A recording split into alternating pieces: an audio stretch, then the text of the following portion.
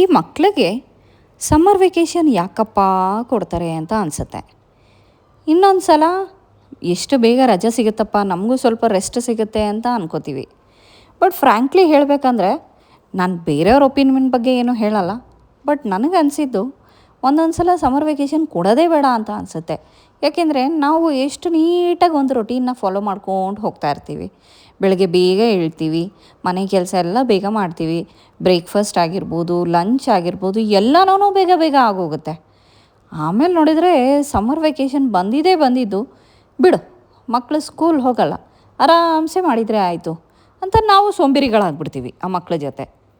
Seriously ನನಗಂತೂ ನನ್ನ ಮಗಳು ಸ್ಕೂಲ್ ಸ್ಟಾರ್ಟ್ ಆಗಿ 1 ಮಂತ್ ಆದ್ರೂ ಇನ್ನೂ ನನಗೆ ಆ ಬ್ಯಾಕ್ ಟು ರೊಟೀನ್ ಬರೋದಕ್ಕೆ ಇಷ್ಟು ಟೈಮ್ ಆಯಿತು.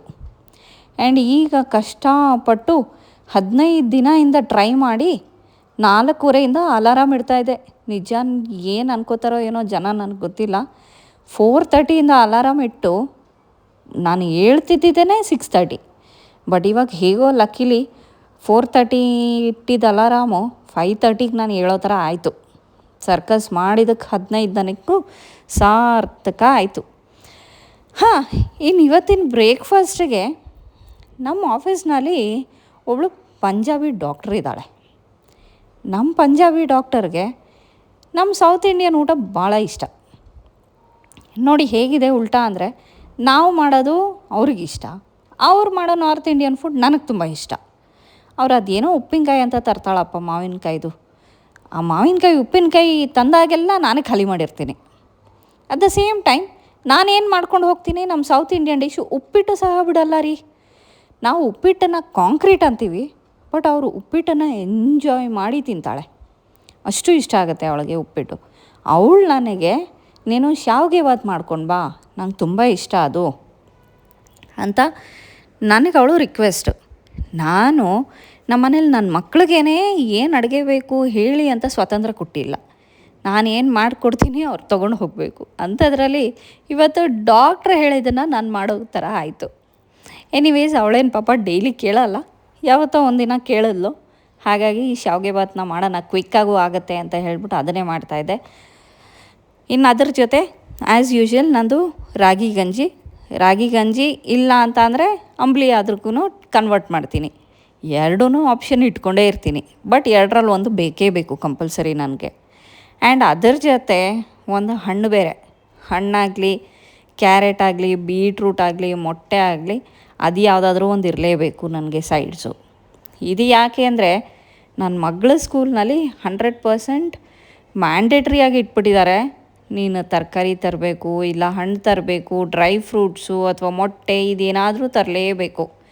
ನೀನು ಇದು ಯಾವುದು ತರ್ದಿರ ಮಿಕ್ಸ್ಚರು, ಬಿಸ್ಕೆಟು ತಂದರೆ ಇಮ್ಮಿಡಿಯೇಟಾಗಿ ಗ್ರೂಪಲ್ಲಿ ಮೆಸೇಜ್ ಬರುತ್ತೆ, ಅಥವಾ ಡೈರಿನಲ್ಲಿ ಬರೆದು ಕಳಿಸ್ಬಿಡ್ತಾರೆ. ಇದೆಲ್ಲ ಯಾಕೆ ಬೇಕು ರಾಮಾಯಣ?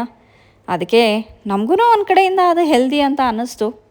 ಸೊ ಅವಳ ಹೆಸರಲ್ಲಿ ನಾನು ತಿನ್ನೋಕ್ಕೆ ಸ್ಟಾರ್ಟ್ ಮಾಡಿಬಿಟ್ಟಿದ್ದೀನಿ. ಈಗ ಏನೇ ಇದ್ರೂ ನೀಟಾಗಿ ಒಂದು ತರಕಾರಿ ಅಥವಾ ಹಣ್ಣನ್ನು ಬಾಕ್ಸ್ ಜೊತೆ ರೆಡಿ ಮಾಡಿ ಹಾಕ್ಬಿಡ್ತೀನಿ. ಇದೆಲ್ಲ ಆದಮೇಲೆ ಅಪ್ಪ ಸಾಕಾಗತ್ತೆ. ಸಿಂಕಲ್ಲಿ ಒಂದು ರಾಶಿ ಪಾತ್ರೆ ತುಂಬಿರುತ್ತೆ. ಆ ಪಾತ್ರೆ ತೊಳೆಯೋ ಅಷ್ಟೊತ್ತಿಗೆ ಮತ್ತೆ ಸಾಕಪ್ಪ ಅಂತ ಅನಿಸುತ್ತೆ. ಒಂದೊಂದು ಸಲ ನಿಜ ನನಗೇನನ್ಸುತ್ತೆ, 5 ನಿಮಿಷ ತಿನ್ನೋ ಊಟಕ್ಕೆ 1 ಅವರ್ ಕೆಲಸ ಮಾಡಬೇಕಲ್ಲಪ್ಪ ಅಂತ ಅನಿಸುತ್ತೆ. ಬಟ್ ನೋ ಆಪ್ಷನ್ ಅಲ್ವಾ, ಡೈಲಿ ನಾವು ಹೋಟೆಲಿಂದ ಆರ್ಡ್ರ್ ಮಾಡೋಕ್ಕಾಗಲ್ಲ. ಆ್ಯಂಡ್ ಹೋಟೆಲ್ನಲ್ಲಿ ಎಲ್ರಿಗೂ ಗೊತ್ತು, ಆ ಟೇಸ್ಟಿಂಗ್ ಪೌಡರ್ ಅಂತೆ ಅದಂತೆ ಇದಂತೆ ಅಂತ ಹಾಕ್ಬಿಟ್ಟು ಈಗಲೇ ಬರೋ ಕಾಯಿಲೆಗಳೆಲ್ಲ ತುಂಬಿಸ್ಕೊತಿದ್ದೀವಿ ಮೈ ಮೇಲೆ. ಅದ್ರ ಜೊತೆ ಇನ್ನೂ ಎಕ್ಸ್ಟ್ರಾ ಯಾಕೆ, ಎಲ್ಲದಕ್ಕಿಂತ ಮೇಯ್ನು ದುಡ್ಡು ಎಷ್ಟು ಖರ್ಚಾಗುತ್ತೆ ದಿನ ನಮಗೆ. ಒನ್ ಟೈಮ್ಗೆ ಏನಿಲ್ಲ ಅಂದರೂ 300-350 ರೂಪಾಯಿ ಬೇಕು ನಮ್ಮ 3 ಜನದಿಂದ. ಸೊ ಒಂದು ದಿನಕ್ಕೆ 1000 ರೂಪಾಯಿ ಹೋಯಿತು ಅಂತ ಅಂದರೆ ತಿಂಗಳಿಗೆ 30,000 ರೂಪಾಯಿ ಅದಕ್ಕೆ ಇಡಬೇಕು. ಅದ್ರ ಜೊತೆ ಆರೋಗ್ಯ ಹಾಳಾಯ್ತಂದರೆ ಮತ್ತೊಂದು 1,00,000 ಖರ್ಚು ಮಾಡಬೇಕು. ಸಾಕಪ್ಪ, ನಮ್ಮ ಬೆಂಗಳೂರಿನಲ್ಲಿರೋ ರೇಟ್ಗಳಿಗೆ ಈ ಥರ ನಾವು ಖರ್ಚು ಮಾಡೋಕ್ಕಾಗಲ್ಲ. ಅದಕ್ಕೆ ಸುಮ್ಮನೆ ಯಾವುದು ಬೇಡ ಅಂತ ಹೇಳಿಬಿಟ್ಟು ಮನೇಲೇ ಅಡುಗೆ ಮಾಡ್ತಾಯಿದ್ದೀನಿ. ಇವಾಗ ಪಾತ್ರೆ ಎಷ್ಟಾದರೂ ಪರವಾಗಿಲ್ಲ, ನನ್ನ ಹಸ್ಬೆಂಡು ಪಾಪ ಮ್ಯಾನೇಜ್ ಮಾಡ್ತಾಯಿದ್ದಾರೆ. ಸೊ ಇಬ್ಬರು ಕಷ್ಟಪಟ್ಟು ಹೇಗೋ ಒಂಚೂರು ನಿಭಾಯಿಸ್ಕೊಂಡು ಹೋಗ್ತಾಯಿದ್ದೀವಿ. ಡಿಶ್ ವಾಶ್ ತೊಗೊಳ್ಳೋಣ ಅಂತ ಅಂದ್ಕೊಂಡೆ. ಬಟ್ ಡಿಶ್ ವಾಷರು ನಮ್ಮನೇಲಿ 3-4 ಪಾತ್ರೆ ಬೀಳುತ್ತೆ. ಆ 3-4 ಪಾತ್ರೆಗೆ ಡಿಶ್ ವಾಷರ್ 1 ಅವರ್ ರೌಂಡ್ ಹೊಡಿಯುತ್ತೆ. ಆ 1 ಅವರ್ ರೌಂಡ್ ಹೊಡಿಯೋದಕ್ಕೆ ಎಷ್ಟು ಎಲೆಕ್ಟ್ರಿಸಿಟಿ ಬಿಲ್ ಬರುತ್ತೆ, ಅದೊಂದು ತಲೆನೋವಲ್ವಾ. ಅದಕ್ಕೆ ಇದನ್ನು ನೋಡಿಬಿಟ್ಟು ಆ ಡಿಶ್ ವಾಷರ್ ಬೇರೆ ತಂದು ಎಲ್ಲಿ ಕೂಡಿಸ್ಕೊಳ್ಳಿ ಮನೆಯಲ್ಲಿ. ಅದು ಒಂದು ವಾಷಿಂಗ್ ಮಿಷಿನ್ ಅಷ್ಟೇ ದೊಡ್ಡದಿರುತ್ತೆ, ಅದಕ್ಕೂ ಏನಿಲ್ಲ ಅಂದರೂ ಒಂದು 200-300 ರೂಪಾಯಿ ಕರೆಂಟ್ ಬಿಲ್ ಬರುತ್ತೆ. ಯಾಕೆ ಬೇಕು, ಅದು ಬಂದುಬಿಟ್ರೆ ಇನ್ನೂ ಸೋಂಬೇರಿ ಆಗಿಬಿಡ್ತೀನಿ ಅಂತ ಹೇಳ್ಬಿಟ್ಟು ಆ ಡಿಶ್ ವಾಷರು ಬೇಡ ಅಂತ ಸೈಡಿಗೆ ಬಿಟ್ಬಿಟ್ಟಿದ್ದೀನಿ. ಕೈಯಲ್ಲೇ ಪಾತ್ರೆ ತೊಳೆಯೋಣ, ಸ್ವಲ್ಪ ಆದ್ರೂ ಎಕ್ಸಸೈಸ್ ಆಗಲಿ, ಈಗ ಏನು ವೆಯ್ಟ್ ಗೇನ್ ಆಗಿರುತ್ತೆ ಅದಾದರೂ ಸ್ವಲ್ಪ ಇಳೀಲಿ ಅಂತ ಹೇಳಿ ಅದು ಮನೆಯಲ್ಲೇ ಎಲ್ಲ ಕೆಲಸ ಮಾಡ್ಕೊತಾ ಇದ್ದೀನಿ. ಫೈನಲಾಗಿ ಇವತ್ತು ಸ್ನ್ಯಾಕ್ಸಿಗೆ ಗ್ರೀನ್ ಆ್ಯಪಲ್ ಇತ್ತು, ಒಂದೇ ಒಂದು ಗ್ರೀನ್ ಆ್ಯಪಲು.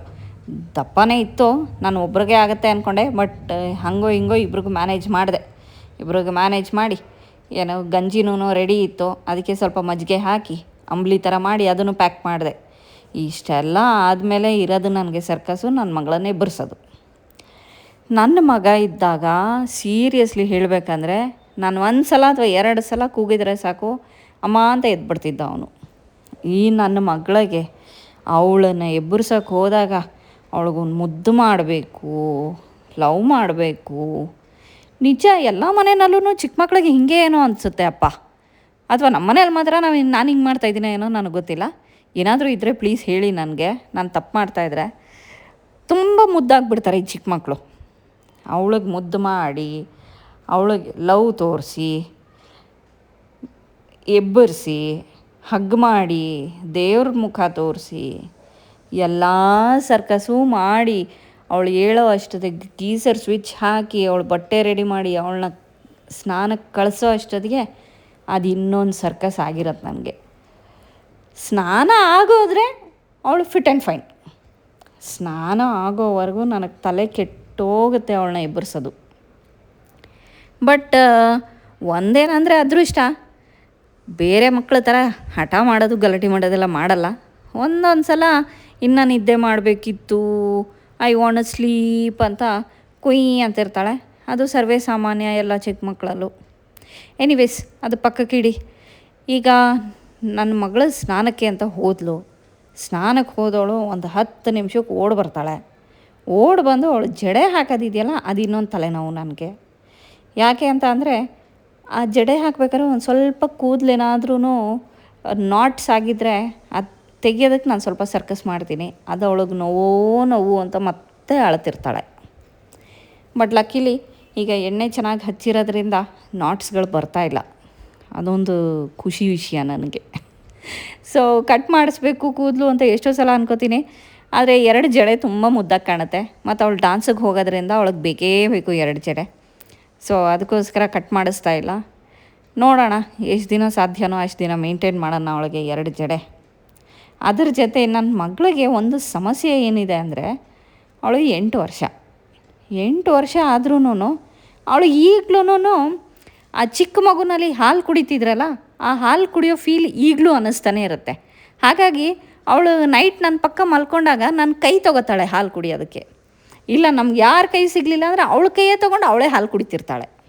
ಅಂದರೆ ಬಾಯೊಳಗೆ ಬೆಟ್ಟೆಲ್ಲ ಇಡಲ್ಲ ಅವಳು, ಹಾಗೆಯೇ ಕೈಯಲ್ಲಿ ಹಾಲು ಕುಡ್ತಾ ಓಡಾಡ್ತಿರ್ತಾಳೆ. ಬಟ್ ಹೇಗೆ ಬಿಡಿಸೋದು ಅನ್ನೋದು ನನಗೆ ಗೊತ್ತಾಗ್ತಾ ಇಲ್ಲ. ಆ್ಯಂಡ್ ಸ್ಕೂಲ್ನಲ್ಲಿ ಅವಳು ಆ ಥರ ಮಾಡಲ್ಲ. ಸ್ಕೂಲ್ನಲ್ಲಿ ಬೆಳಗ್ಗೆಯಿಂದ ಸಂಜೆವರೆಗೂ ಸುಮ್ಮನೆ ಇರ್ತಾಳೆ.